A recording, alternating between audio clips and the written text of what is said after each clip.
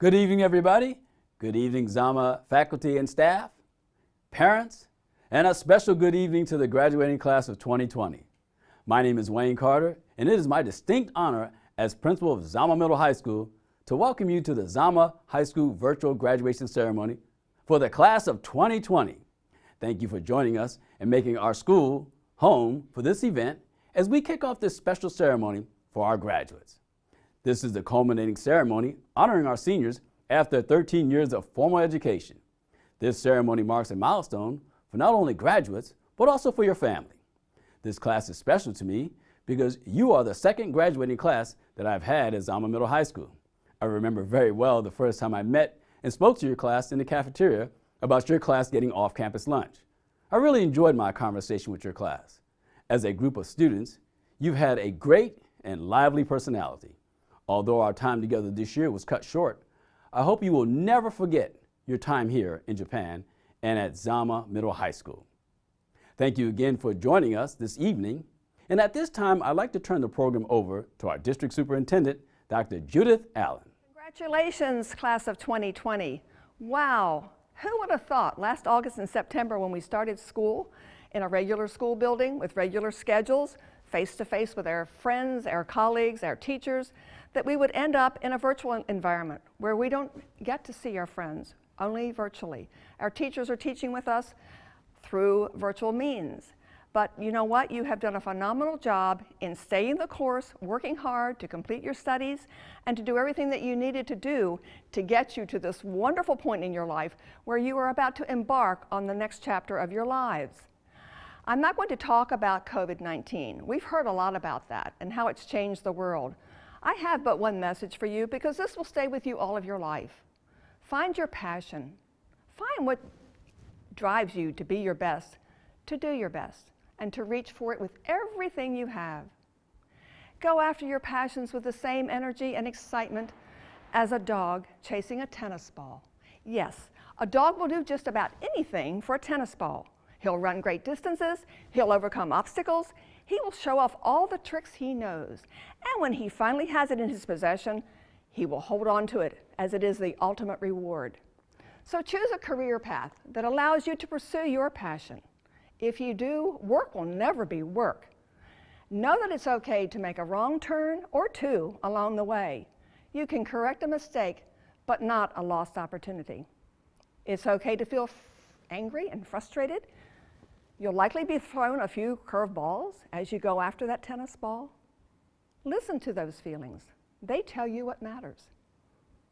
It's okay to try new things. Who knows? Maybe you'll find some new tennis balls along your journey.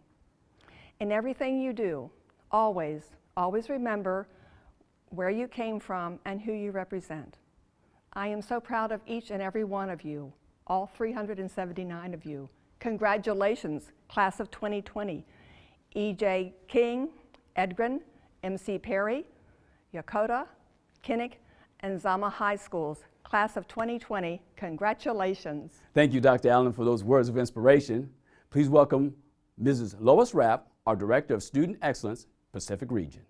Class of 2020, family members, staff, and distinguished guests. It's so nice to be able to join all of you virtually today as we celebrate the graduating class of 2020. Our graduates have overcome significant challenges in recent weeks. As I was thinking about this and the exceptional circumstances surrounding this year's virtual graduation celebration, some words from Mother Teresa came to mind. People are often unreasonable. Forgive them anyway. If you are kind, people may accuse you of ulterior motives. Be kind anyway. If you are honest, people may cheat you. Be honest anyway. If you find happiness, people may be jealous. Be happy anyway. The good you do today may be forgotten tomorrow. Do good anyway. Give the world the best you have, and it may never be enough. But give your best anyway. For you see, in the end, it is between you and your conscience. It was never between you and them anyway. Graduates, as you enter this next chapter in your lives, be forgiving, kind, honest, and happy. Do good and give your best effort. In life, there are so many things that we cannot control, We cannot control the environment. We can't control others or their actions, but we can control how we respond. COVID-19 has undoubtedly altered how you'd envisioned your senior year would end. But in the face of this pandemic, you have exemplified what it means to be resilient when facing adversity. At a time when we must distance ourselves from one another, you have found creative ways to come together virtually, to connect with and support one another. You, as a senior class, have a unique shared experience that will bind you for a lifetime. Class of 2020 will be remembered as the class that graduated amidst the COVID-19 pandemic. But this fact does not overshadow your accomplishment. You put in the work and you earned this moment. Let's celebrate it together. Congratulations, class of 2020. Next, we will hear a message from our senior class president, Ms. Jalina Colar. It seems like yesterday we were the young freshmen fumbling with the locks in our lockers, trying to figure out where our next class was located and looking clueless to all the upperclassmen. Now we are the upperclassmen, the seniors who stand here ready to graduate and move forward in our ever-changing world. Our graduating class is a phenomenal group of fighters. Many of us were born after our country had been devastated by terrorist attacks on 9/11, and here we are graduating, standing strong together during a global pandemic. We can say that nothing can tear us down. But the last 4 years were filled with friends, classes, teachers, and a plethora of work. There were also little inspirations hiding in plain sight. In those moments, we were too busy, too distracted, and too naive to notice them. As we take a retrospective look at our high school years, I hope we will see them clearly now. We may not have been able to participate in a senior prank, senior skip day, or even a prom. Still, on the positive end, we can say that together we graduated virtually in a time that will never be forgotten. Years from now, our children and grandchildren will look and read about us in a history book. It's more than that. It's our story. In the beginning, we measured our time in class periods, counting down the days to eventual freedom. As the days and weeks passed, we measured it in semesters, and later in years, as we moved from being those clueless freshmen to becoming sophisticated sophomores who thought they had it all figured out. By the time we reached our junior year, we were confident that we were prepared to take over the graduating seniors, and we couldn't wait to rule the school. And now here we stand. Our rule is over, and it's up to the next class to step in and take over our shoes. I will measure my time in friendships I've enjoyed these last 4 years. Some were pretty casual and others much closer, but I remember each one fondly, as I'm sure all will too. And when many of our high school memories begin to fade, that's how we'll ultimately measure the time we spent here, not in periods or semesters or years, but in the friendships, laughs, and memories that we made and the times we shared together. The most amazing things happen in high school when we least expect them. Although we are different people with different lives, we all experience these inspirational moments that occurred in high school and stay with us for life. As we look forward to our future, I encourage you to take the time and look for these moments. They'll be your inspiration for life. Congratulations, my fellow graduates of the class of 2020. Wherever we go and whatever we do, may we always be friends when we meet again. Thank you, Major General Luong, for being our commencement speaker. Thank you very much. Now please welcome our valedictorian. Good afternoon, Principal Carter, Vice Principal Tita, Major General Luong, other distinguished guests, teachers, administrators, families, friends, and of course, the graduating class of 2020. First and foremost, congratulations. We have finally done it, having succeeded in persevering through 4 years of ample homework, testing, projects, presentations, sleep deprivation, competitions, and other various challenges. Each of us has earned our place here today. We did not tackle this challenge alone, however, which is why it is necessary to recognize those who helped us in making it this far. To the teachers and counselors who taught and guided us, to the coaches who put in extra hours and challenged us, to the parents who supported us along the way, to the friends that shared our successes and failures alongside us, and to anyone else not specifically mentioned, on behalf of our class, I would like to say thank you. For the class of 2020, as we look back, it's hard to believe just how fast these last 4 years have gone by. From our first day of high school, where finding our classes and learning locker combinations seemed to be the biggest of our worries, all the way to where we stand today. Each of us has had our own personal experiences, special memories, and cherished friends throughout high school. And while we continue to hold on to these, I ask that we strive to make new ones as we embark on the next phase of our journey. Being part of a family serving overseas brings unique challenges and opportunities. Every Zama graduating class can claim that experience. Unfortunately for us, however, we in the class of 2020 had to deal with the challenges and disappointments brought about by the coronavirus. From going to all virtual classes to losing our spring sports season and even the prom, we have all been impacted by this challenging situation that has made for a very disappointing close to our high school career. But rising up to face these challenges has been instilled in us by our experience at Zama. In the time that we have spent as Zama Trojans, the innate diversity and uniqueness within our class is apparent. Each of us has our own personal strengths, talents, interests, and pursuits, and as we head off into the real world, our futures will be just as unique as we are. Whether attending college, joining the military, going into the workforce, or pursuing other passions, with our shared experiences from Zama Middle High School, I'm confident that each and every one of us is prepared and capable of stepping up to the challenges that we'll face and accomplishing great feats regardless of the adversity. To the class of 2020, congratulations once again and best wishes for our future successes. Now please welcome our Salutatorian. Within the first 10 minutes of the first class of the first day of high school, I was told by my teacher, "High school will be over before you know it." For some of you, that statement may ring true. For others, and for me, what the teacher said was totally wrong. For us, high school was a long experience dotted with grueling tests and piles of homework, alongside genuine friendships and gratifying celebrations. I've learned that it's important to take time for yourself, especially with several AP classes on your back. And I've learned that you have nothing to lose if you decide to try out new things like drama class or cross country. I also learned that if you look at school as a center for learning more about the world, which is an immense privilege, instead of a monotonous grading system, you tend to enjoy it a lot more. In the end, high school was definitely a defining time of our lives, from the pep rallies to the SATs or ACTs, from homecoming to memorable sports practices, and we're all sad or really glad to see it go. Although we all went through a lot in the past 4 years, we still face more challenges. As adolescents, we are searching for identity. It might sound weird to say this, but your grades don't define you. The college that you go to does not define you. I learned this from statistics, but correlation does not equal causation.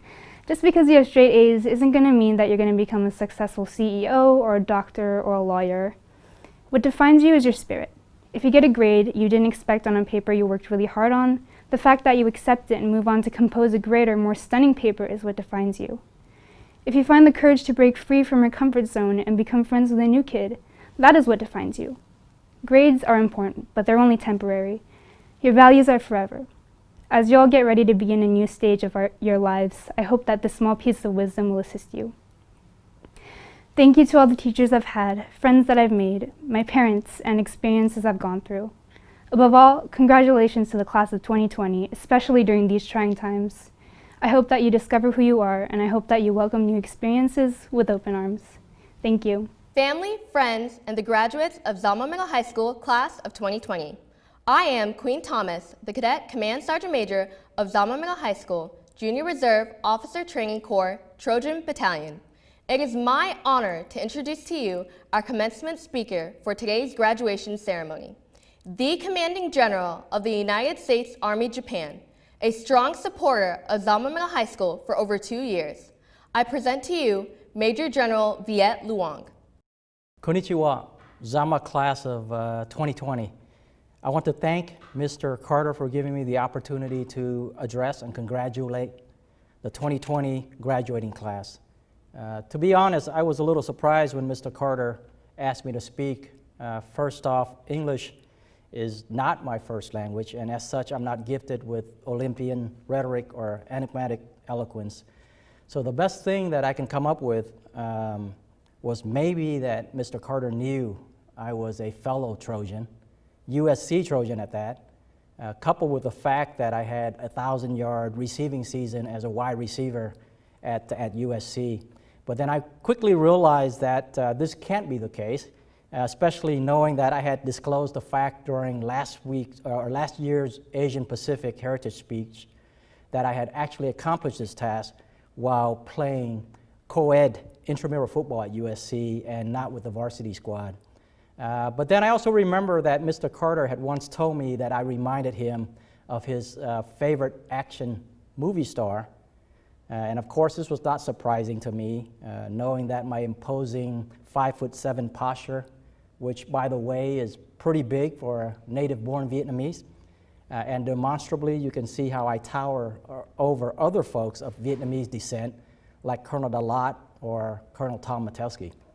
But there's more to that than that. The following is a true story, right? So this is in 2001 when I was a very young major with 173rd Airborne Brigade. I was a battalion operations officer when we deployed to Kosovo.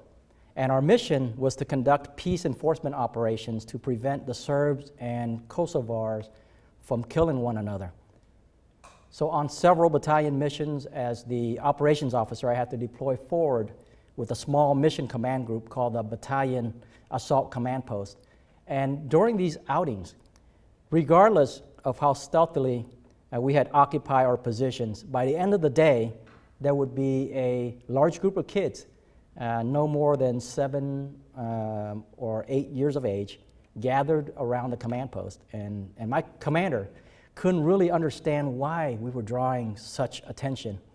But that riddle was quickly answered one day when a kid, speaking little to no English, excitedly screamed at the top of his lungs when he saw me. He said, "You, Jackie Chan!" So to Mr. Carter, thank you for your adoration, but I was actually told that as much as you love Jackie Chan,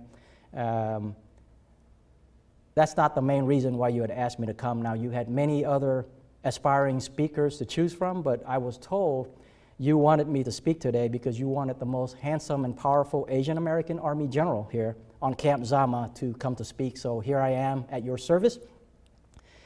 So this year, there will be almost no in-person graduation celebrations across the globe because of the COVID-19 pandemic.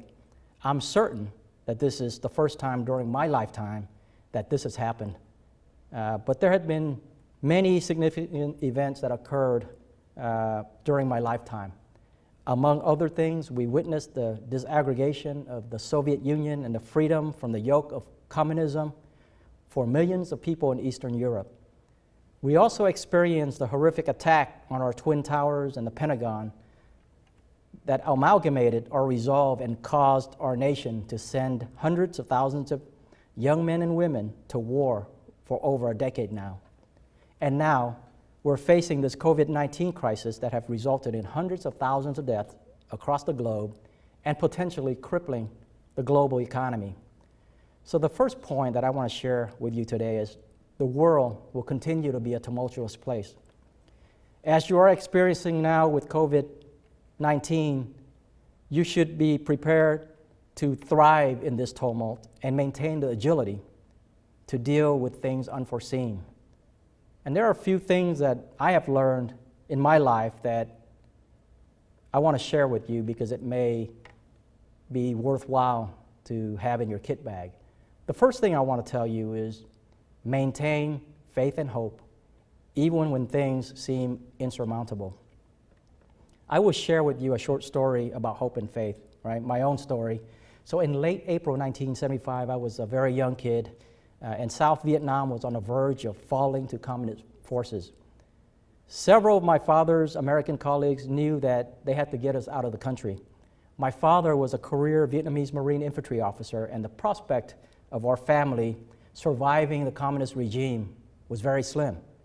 So as such, on the morning of the 26th of April 1975, with immigration papers provided by Dad's American friends, we slipped out of the house and entered Tan Son Nhut Airport for departure via commercial air. The mood was tense with some sense of happiness because the entire family was still together. Tan Son Nhut Airport was already unseasonably hot. By April, the airport was filled with privileged Vietnamese attempting to leave the country. The place was so overcrowded that we had to sit out by the parking area for days. Nevertheless, no one seemed to mind. So on the morning of the 27th, the brilliant sun marked the beginning of another beautiful day. But through the radio, we found the situation outside the airport dire. Major South Vietnamese units blocking the North Vietnamese advance were obliterated and murdered wholesale. To our chagrin, 2 South Vietnamese A-37 Cessna aircraft led by turncoat pilot Lieutenant Trung bombed the airport the same afternoon. The sight of these aircraft made us cower under our parents. My father chuckled, and he told us not to be afraid because we were missing out on a monumental event in history.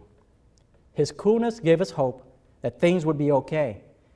But the bombardment was followed by barrages of 130mm artillery and 60mm mortar. Several people close by were hit. We heard their protean groans, and we prayed for our own salvation. I was scared to death. I was lying on my belly by my mother and clearly heard the intense palpitation of my heart. I closed my eyes, and I recited my Hail Marys. We managed to live through the day, but with serious degradation of hope. And to add to the misery, we found out that the United States had seized all fixed-wing aircraft operations due to the high threat. So the next day, the mood at the airport was apathetic. People seemed to have lost all hope. I saw ghostly apparitions walking around with empty eyes. Clothes and suitcases were strewn everywhere. I was unsure what the future had in store for us, but I maintained strong hope because my stalwart father was still with us. Then suddenly at sunset, we saw a beautiful aerial of Marine CH-53s make the final approach towards Tan Son Nhat Airport. And unbeknownst to us, this was the beginning of Operation Frequent Wind, which would eventually fly thousands of Vietnamese from South Vietnam onto the ships of the 7th Fleet. On the 29th, hundreds of Vietnamese began the orderly evacuation. My family received lift assignment on that day and began preparation for our journey. The only possession we were allowed to take was a briefcase with essential documentation and a few hundred US. So within minutes, we were at altitude. I stretched my neck to observe communist tracers coming up at us and the Marine door gunner answering in kind with his own machine gun. The aircraft landed after a short flight, and then when it landed, we had no idea where we were. Some people thought we were on some island right off the coast of Vietnam. And when we walked off the aircraft, my father told us we were embarked on the mighty carrier USS Hancock, part of the 7th Fleet now stationed at Yokosuka. I asked him what that meant exactly, and he replied, quote, "It means that nothing in this world can harm you now." So since then, I have faced many adversities, some during combat so traumatic that I would compare that to my journey from Vietnam. Throughout these tribulations, I have found one constant, that strong faith and hope always get me through the toughest times. The second lesson learned for your kit bag is strive to further your education or your learning and embrace the opportunities given to you. Now, I understand that not everyone here has the means and support to immediately attend college. My family was in the same situation when we arrived on these shores. In a large family with 8 kids, my 2 oldest sisters, already in prestigious colleges in Vietnam, had to immediately go to work to help out. My oldest sister went to work in a sweatshop in Los Angeles, Chinatown, and my second sister pumped gas at a crowded intersection near Hollywood and Vine. The rest of us went to school with one goal in mind, and that's to succeed. My oldest sister, having been exposed to labor that she was not accustomed to doing, came home crying on numerous occasions because she was simply not skilled enough to produce what the owners wanted. My second sister, soon after, was robbed at gunpoint at her gas station. Now, liberty and freedom aside, this was not the American dream that we had envisioned. My father decided immediately that my sisters would continue schooling instead of working, and he would carry on the burden of work by expanding his schedule from 60 to 80 hours a week, and my mom soon supported his effort by working at a fast food restaurant. Hence, parenting duties fell squarely on my 2 older sisters who were total disciplinarians. They ensured we ate our dinner, took our baths, did our homework. Getting a B in school was catastrophic failure. My oldest sister was given total authority over us, and she sat with us stoically every night with spanking ruler in hand to make sure we did our homework. Behind her back, We called her the Dragon Lady after the last and cruelest Empress Suyi of Qing Dynasty in China. But I will tell you today that without the Dragon Lady, we would have never succeeded. We never had money to eat out. We wore clothes from Goodwill, never took a family vacation or any vacation at all. But we had the liberty and the rights to choose how we lived our lives. I spent quality time with my father, going to his security guard job on the weekends, often sleeping on someone's office carpet while my father conducted his mandatory checks.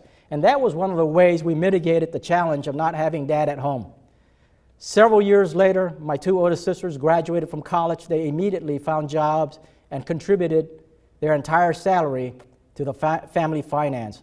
My father, already with a degree from the prestigious Van Qua University in Saigon, also sought opportunities for upward mobility and improvement. He was working as a security guard at first, but soon found a job with the Los Angeles Department of Public Social Services as a social worker. Because of my parents' hard work and sacrifices, all kids had the opportunity to attend college. My oldest sister now is a very wealthy business owner, and my second oldest sister is a highly successful PhD in computer science. And I will tell you, without hard work, determination, a good education, and a great country to live in, it would be very difficult to imagine where we would be today. The third takeaway is do what you say you're going to do. When I talk about this great virtue, Brian Bugatis comes to mind. Brian was one of my soldiers in 3rd Brigade of the 101st Airborne, the famed Rakkasans. And at that time, we were deployed to eastern Afghanistan in the provinces of Khost, Paktika, and Paktia, perhaps 3 of the most restive and dangerous provinces in all of Afghanistan. Sergeant Bugatis was wounded for an incredible 8th time through multiple deployments. And this time, he was in serious condition. I rushed to see him at the Combat Support Hospital after he's just completed an operation lasting several hours.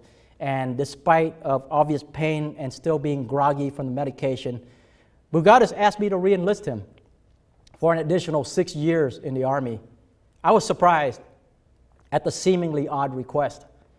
Unbeknownst to me, he had planned on re-enlisting on the same day and was not going to allow his wounds or the Taliban to stop him from doing it.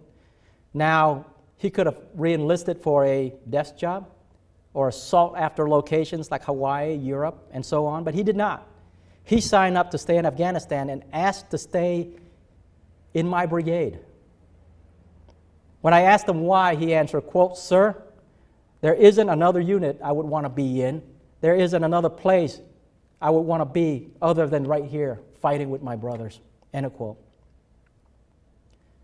The next takeaway is it isn't always about you, right? So think of others and the greater good. Let me quickly tell you another story about Brandon Lopez. He was also one of my soldiers during the same combat deployment to Afghanistan. Lopez and his company had been in a fierce fight with a large Taliban element early in the day in Paktika province. He was wounded severely by rocket-propelled grenades, and he was just coming out of surgery when I arrived at the Combat Support Hospital. And again, he was still under medication, but he was blinded in both eyes. He was on his way to Germany due to the severity of his wounds. And because he couldn't see, when I came in, I grabbed his hand and I said, "Lopez, this is Rakkasan 6. I want you to know that we'll get you to Germany and you're going to be okay." However, Lopez had no concerns about his own well-being. He wanted to know about his best friend, Specialist Jeremy Brown. I stood in silence, not having the courage to tell him that Brown had made the ultimate sacrifice during the same firefight in service of our nation. And after some awkward silent moments, Lopez whispered to me, quote, "Sir, I hope everybody's okay. I want you to know I did my best for you out there. And then he passed out. Finally, the best takeaway is to live your life as a good person. And I will simply quote a vignette from my favorite leadership book, Once an Eagle, in which the lead character, Sam Damon, provided the following counsel to a subordinate on what it is to be a good Army officer when he said, quote, "You cannot control when you were born, and you may not be able to control when you die. But in between, live your life as a good man." For all of you, live your life as a good person. In closing, I want to thank you once again for letting me speak. Congratulations to our graduates today on this very important day. Our nation is in your hands. While she may not be perfect, but she's the best in the world, and people may want to debate whatever they want to debate, but I think it's perfectly okay to be a patriot. It's perfectly okay to be an American. The great writer Michael Shara says it best in describing Colonel Joshua Chamberlain's patriotism in his bestseller, Killer Angels, when he said, quote, "His faith in this country is stronger than his faith in God, because this is a country where no man had to bow," end of quote. So go out there and do great things, maintain strong faith and hope, continue to learn and broaden yourself, make your organization better, make our country better, and while doing all that, live your life as a good person. Arigato gozaimashita. Congratulations. God bless you all. Thank you. And now for the moment we've been waiting for, I'll be followed by Mr. John Benz to call the names of the graduates.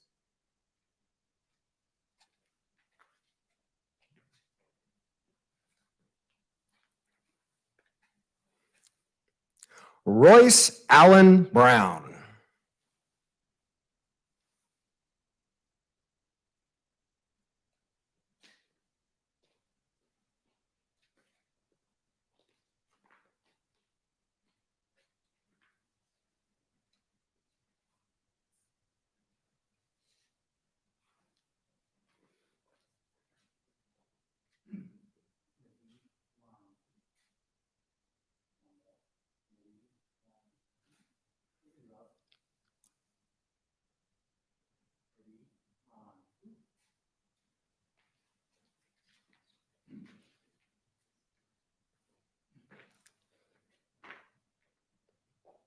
Justin Kai Brown.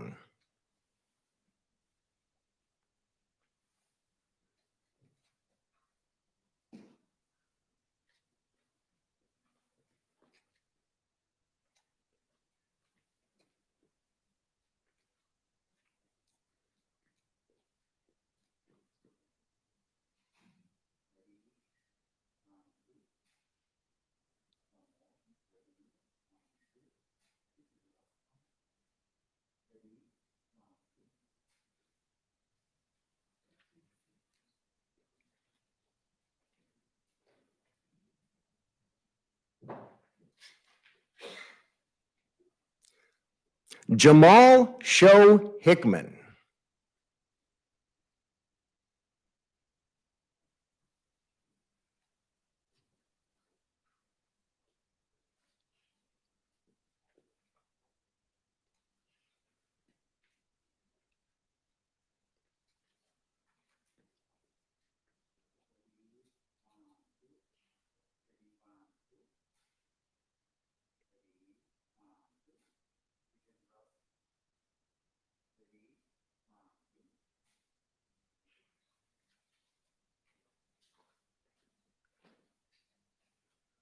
Liam G.M. Russell.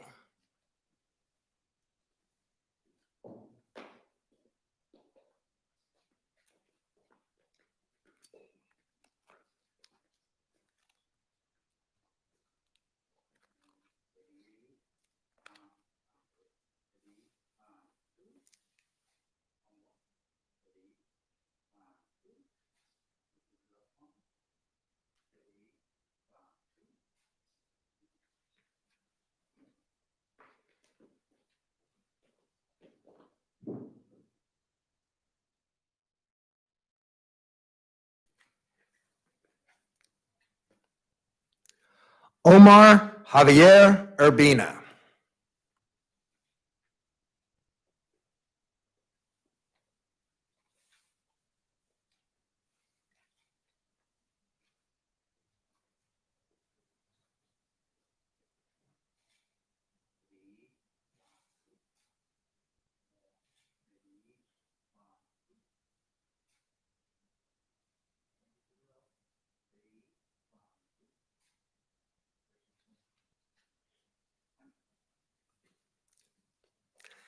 Hannah Celeste Santos.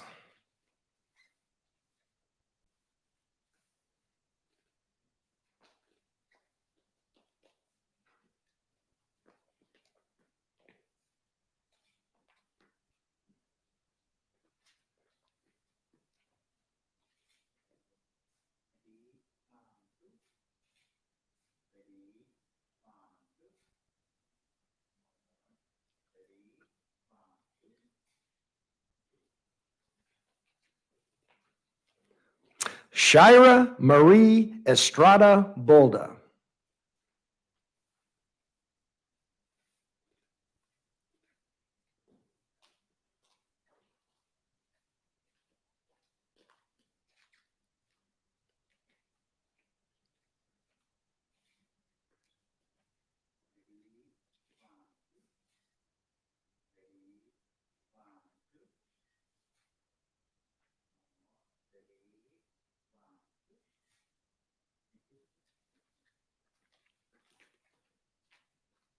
Mia Chang.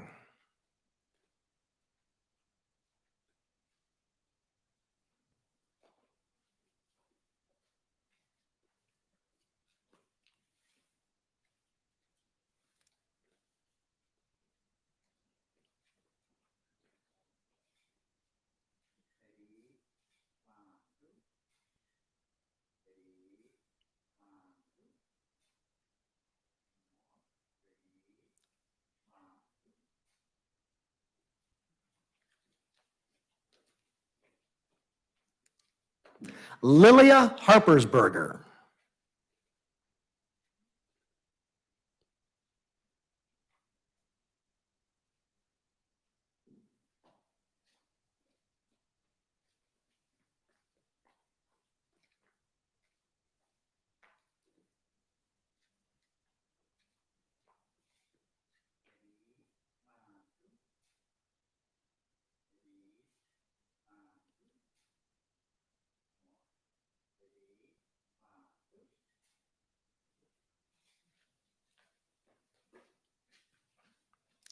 Razel Yamas Reyes.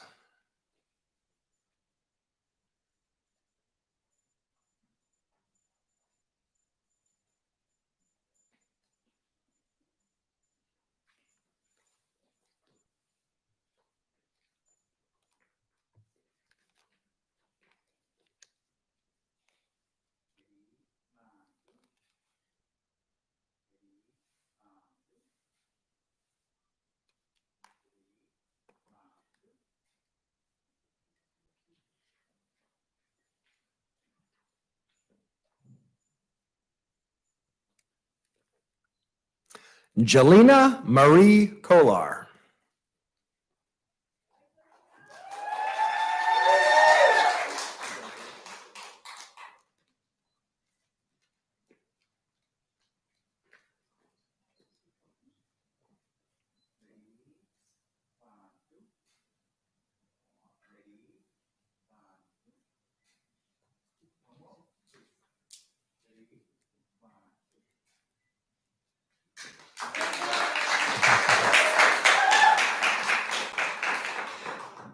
Danielle Rose Flores.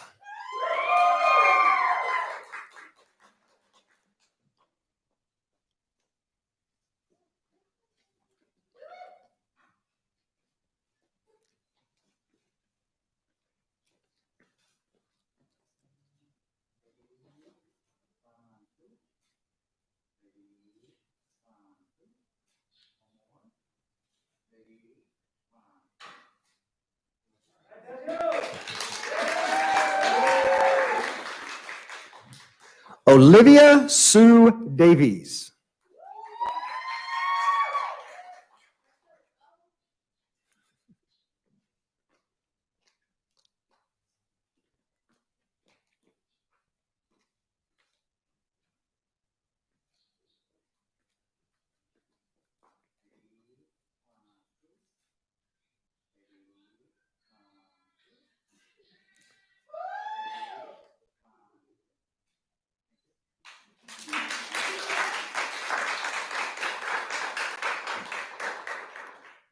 Iris Akiko Hirata.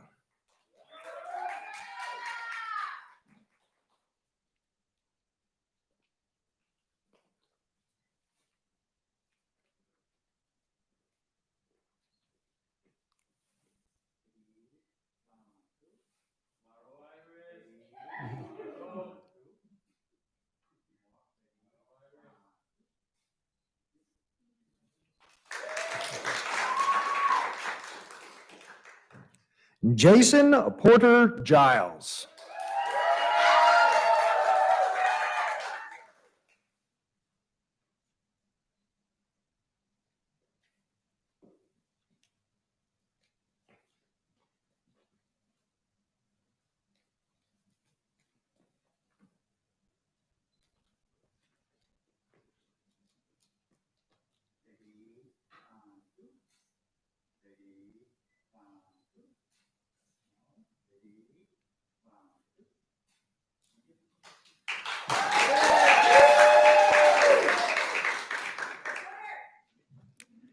Adriana Elisa Hernandez.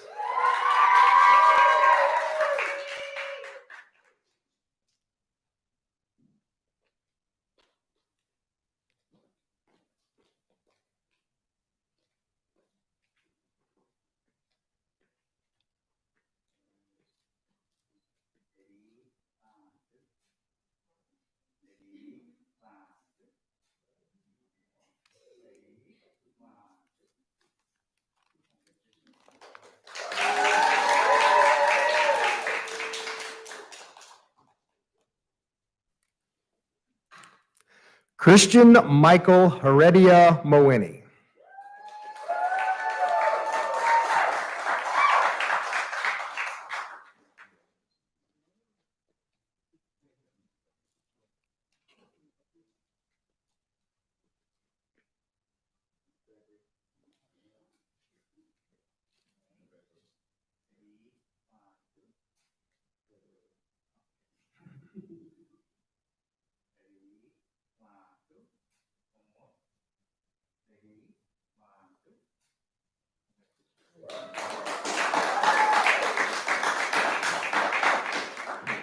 Solace Christian Mack.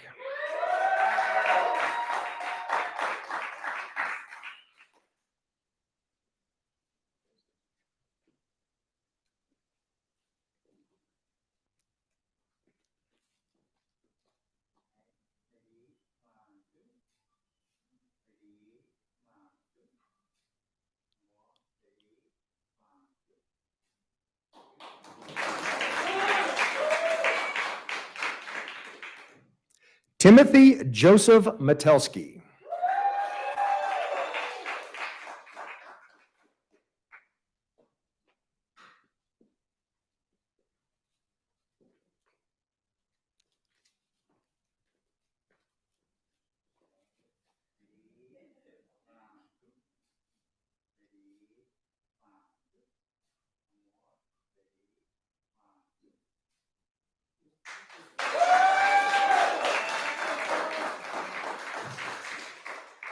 Giselle Dominique Uggan Cruz.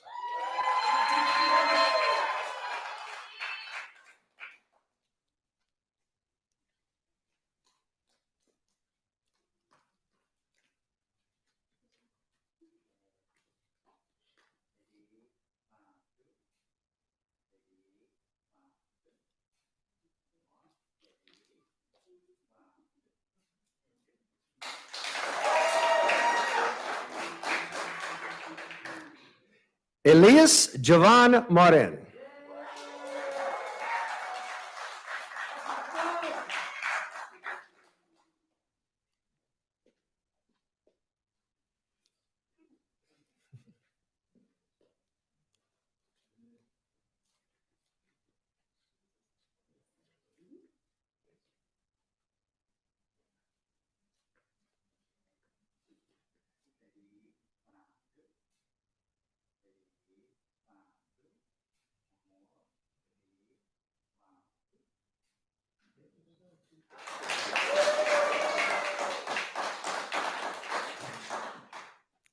Kirari Smith.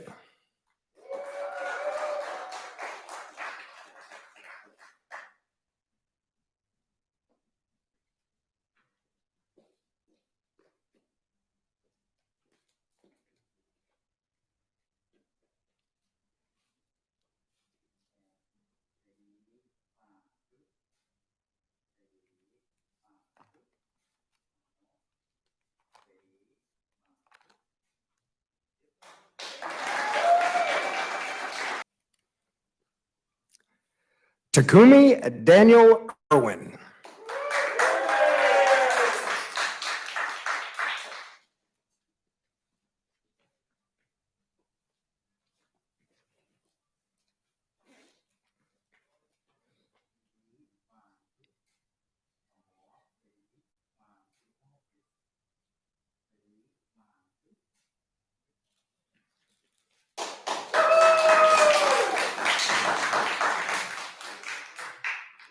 Ethan Alexander Meisner.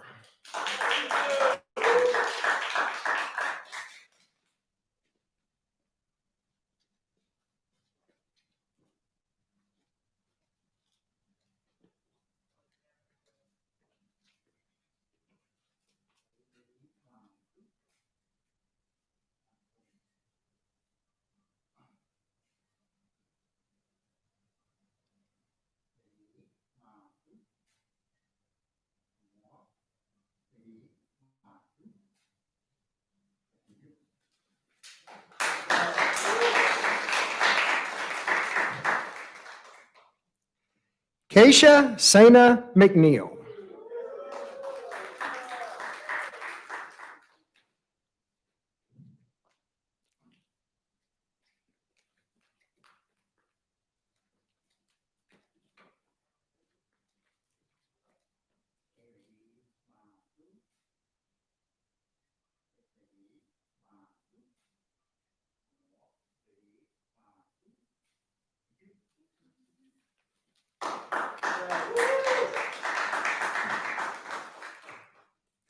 Shio Ochiai.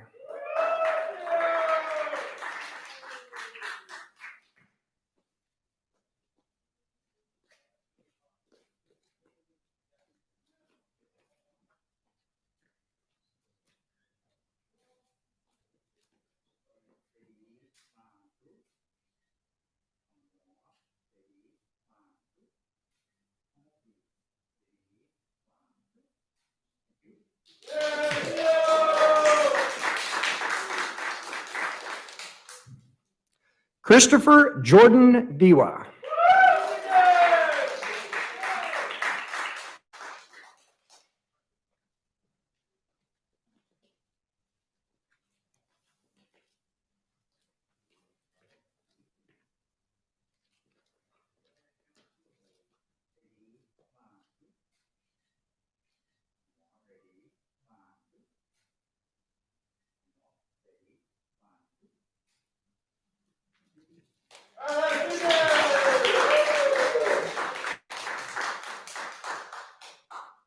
Joey Mariko Trotman.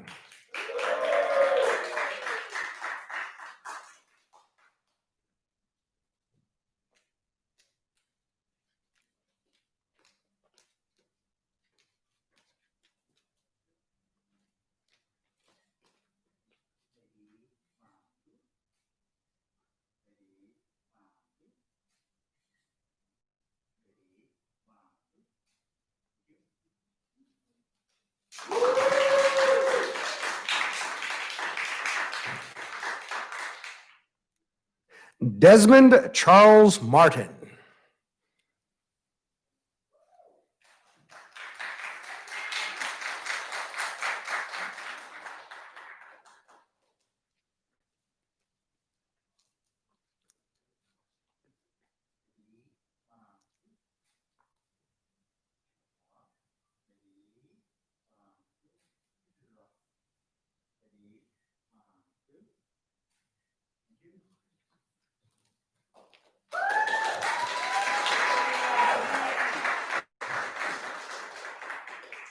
Amari Carmichael Wallen.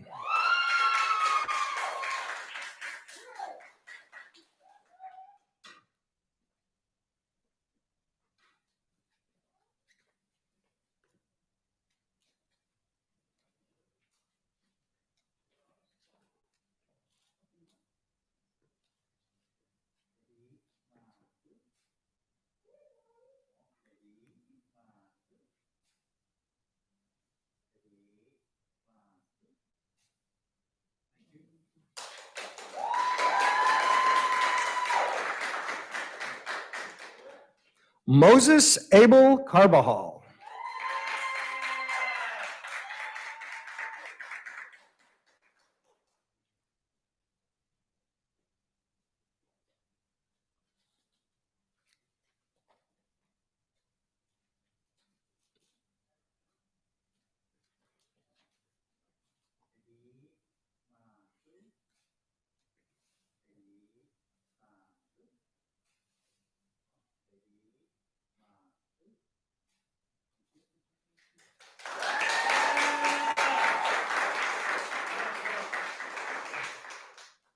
Lewis Walter.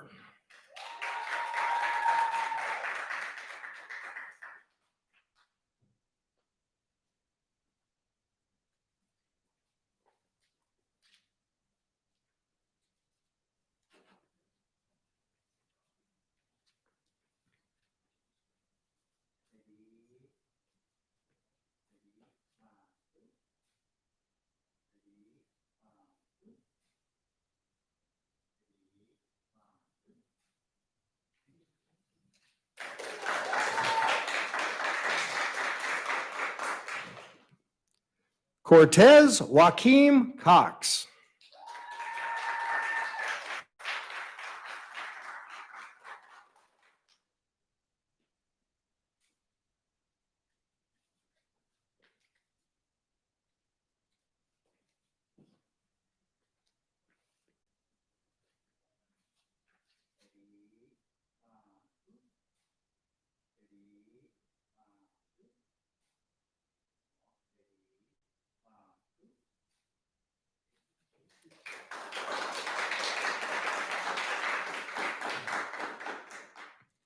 Savannah Jane Sutherland.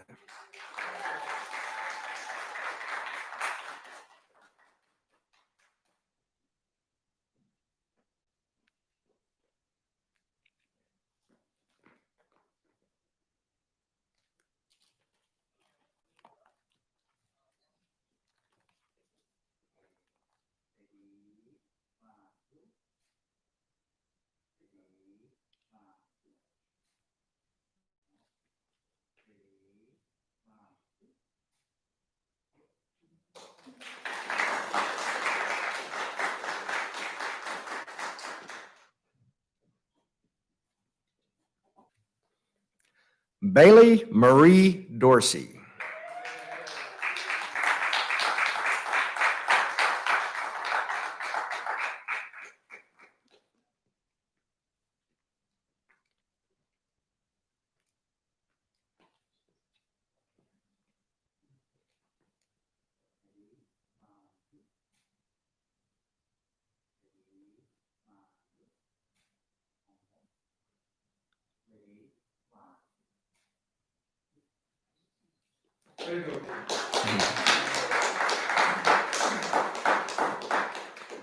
Jared Kazukio Green.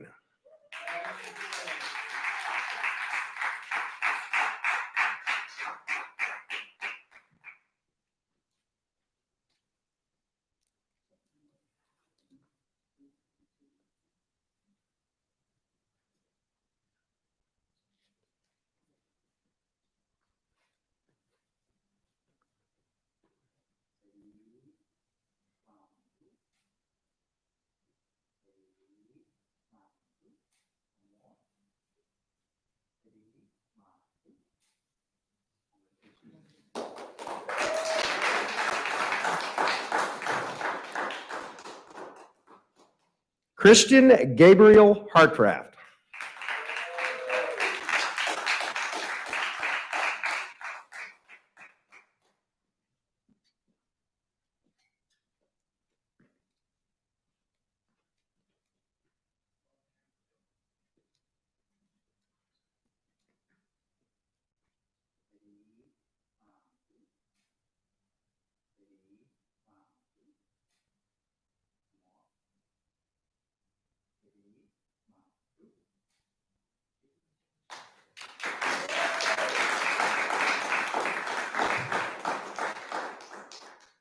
Luke Patrick Singer.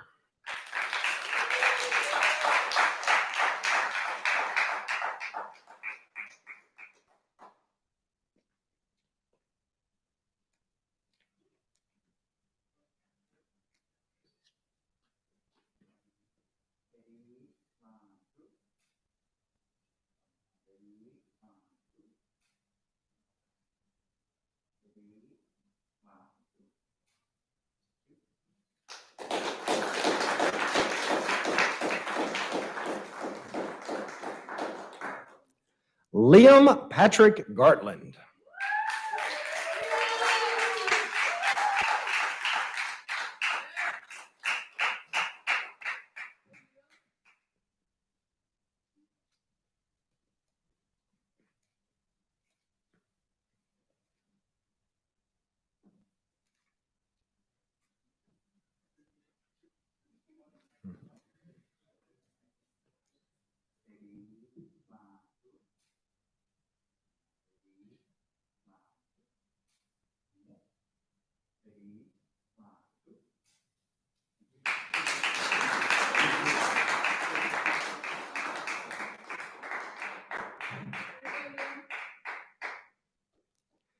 Chandler Joseph Platt.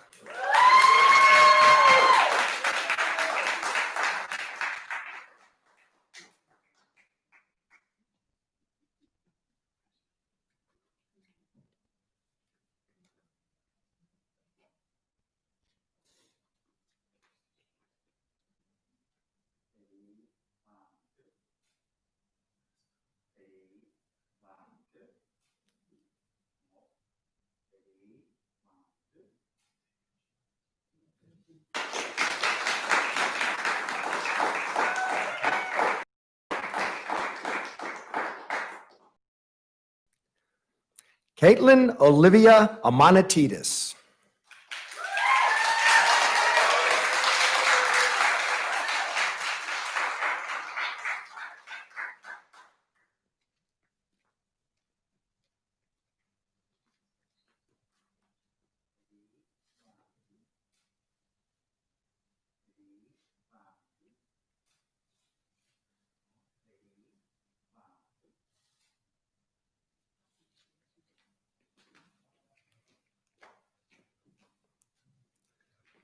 Eve Susan Kyoko Suyama.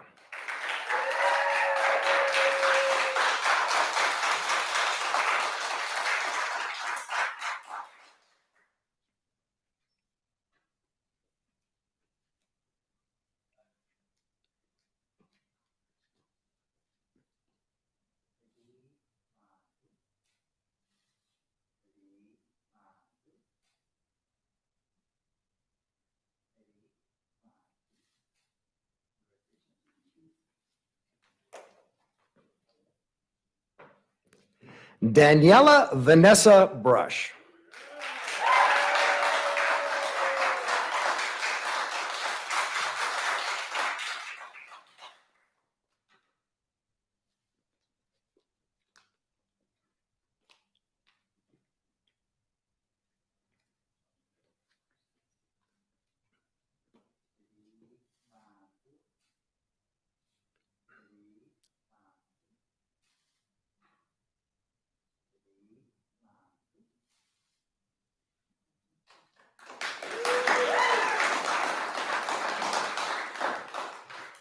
Michaela Lauren Ross.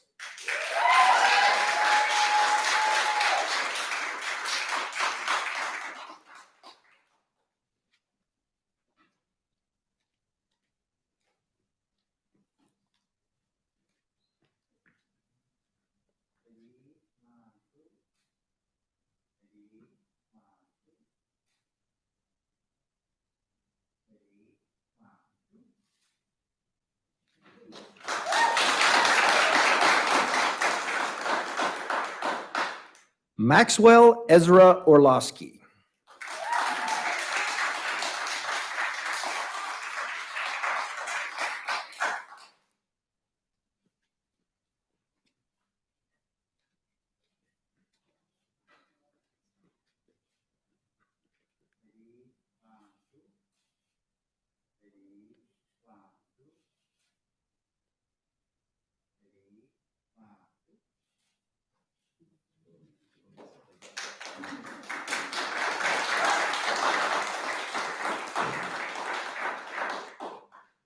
James Benjamin Ingram.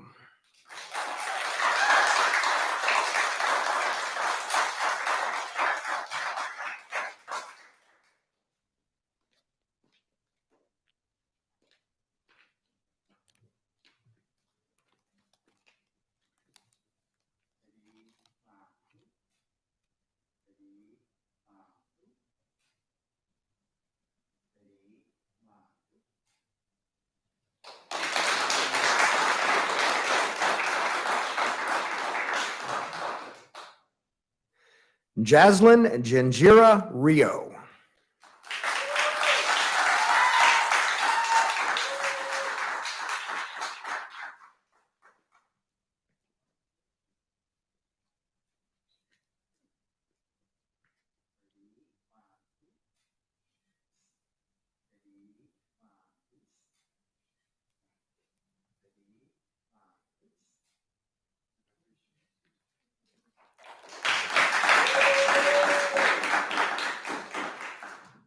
Alessandra Victoria San Valentin.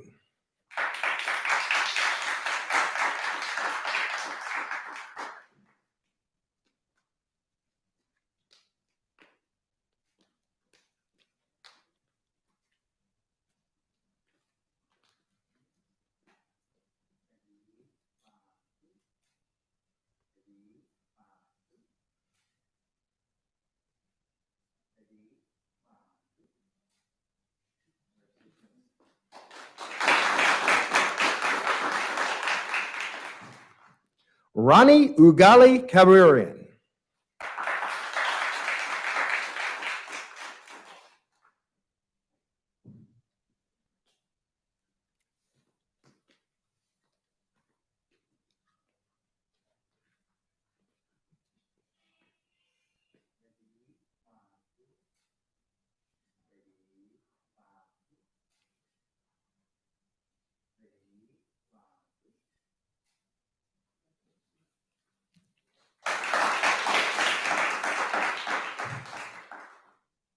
Jessica Sachi Atkinson.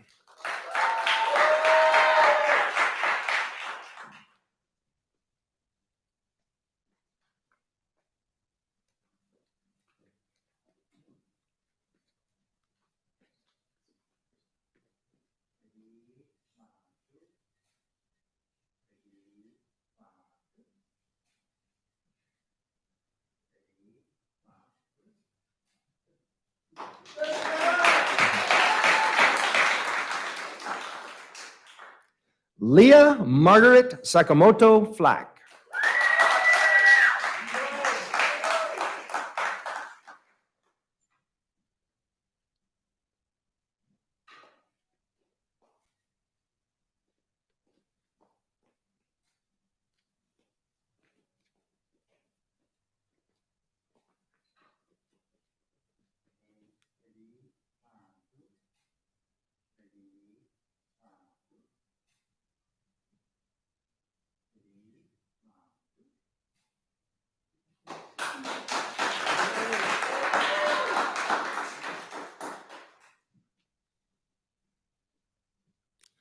Koto Yamaguchi.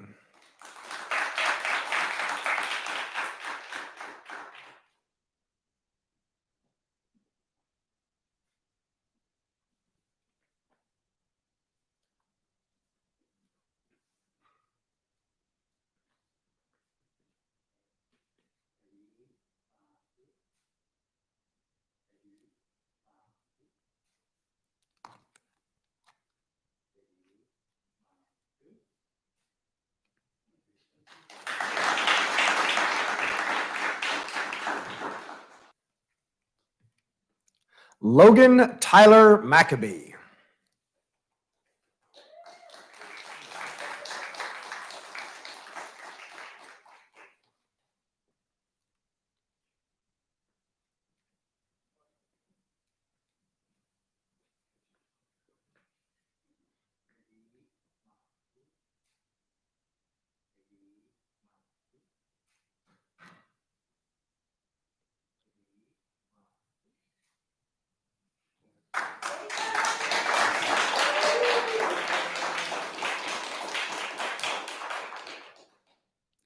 Kaito Christian Hayashi.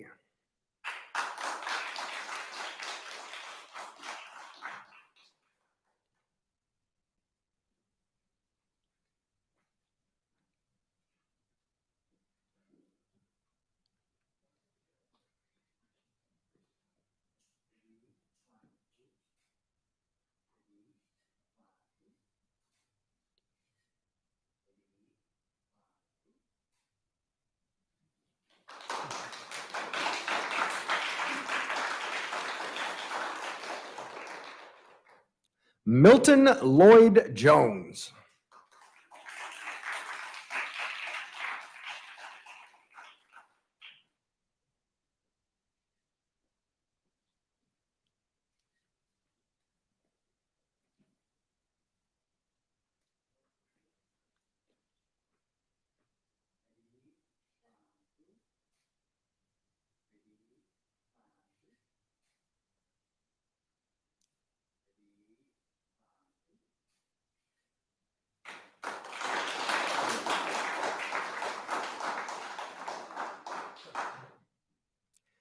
Angel Enrique Alcala.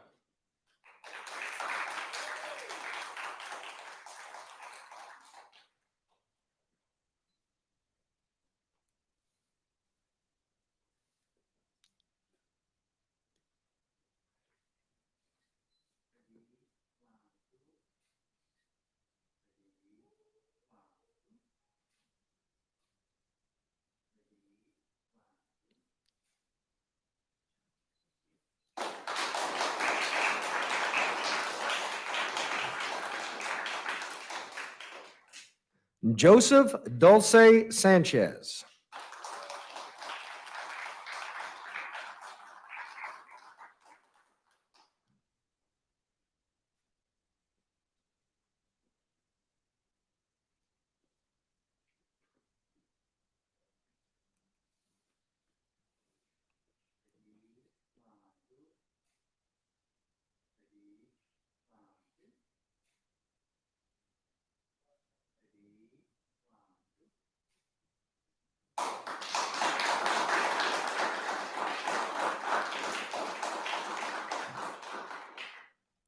Makoa Joshua Richardson.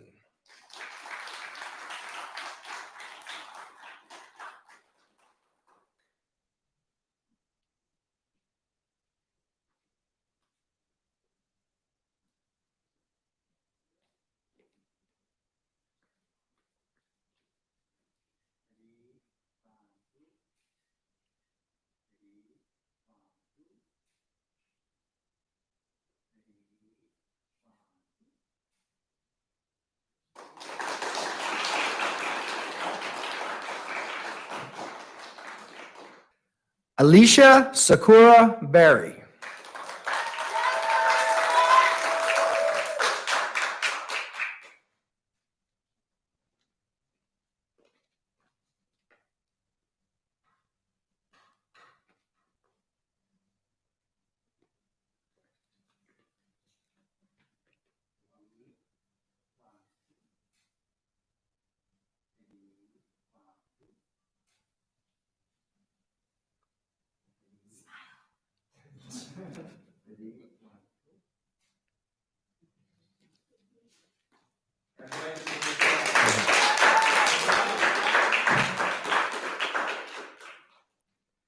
Chantel Jaritza Rivera.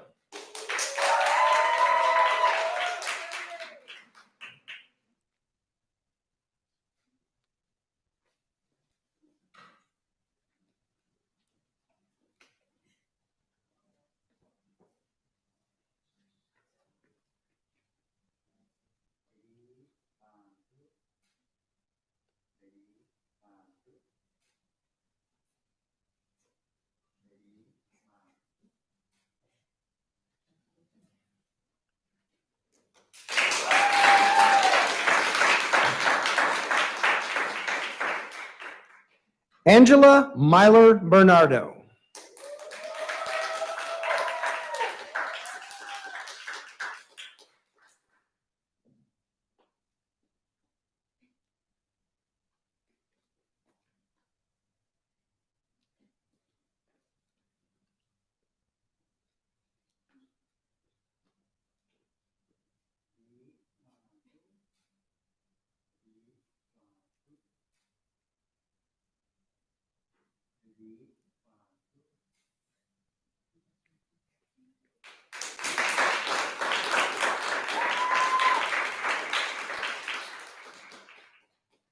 Maylee Sessi Tabawal.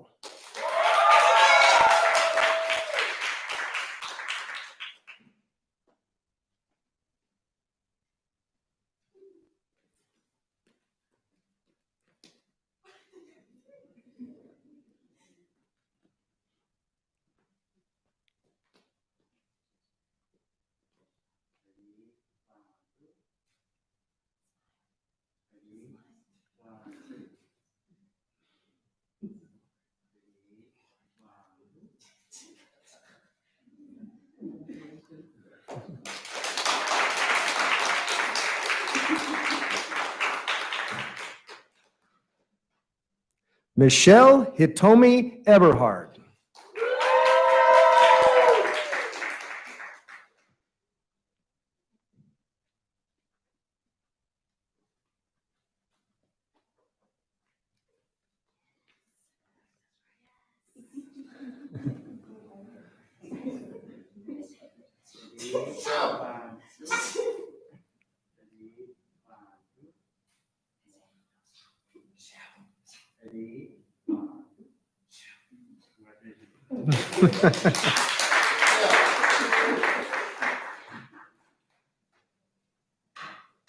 Please welcome back to the podium, Mr. Wayne Carter. Thank you, Mr. Benz. Graduates, please rise. Graduates, on behalf of Mrs. Tita and myself, it has been our honor to be your principal and your assistant principal. A bit of advice: remember to take good care of yourself. Always honor your parents. Keep in contact with your friends. Always find something to be happy about. Pursue your gift and have an amazing life. The Department of Defense Education Activities, DoDEA, and its director, Mr. Tom Brady, the Pacific Director for Student Excellence, Mrs. Lois Rapp, along with Japan's East District Superintendent, Dr. Judith Allen, and myself, have reviewed and certified your official school transcripts, and now have the honor and privilege to announce you as members of the class of 2020, are now graduates of Zama Middle High School. Graduates, please advance your tassels.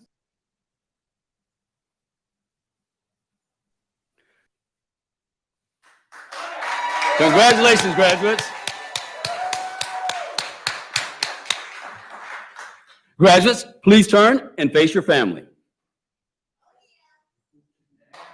Ladies and gentlemen, may I present the graduating class of 2020. Graduates, you may toss your caps. Woo-hoo!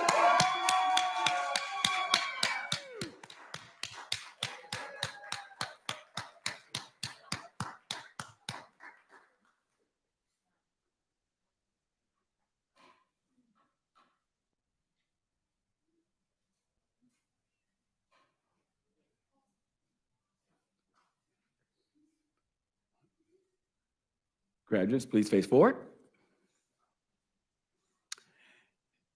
Everybody, please rise and remain standing for the recessional.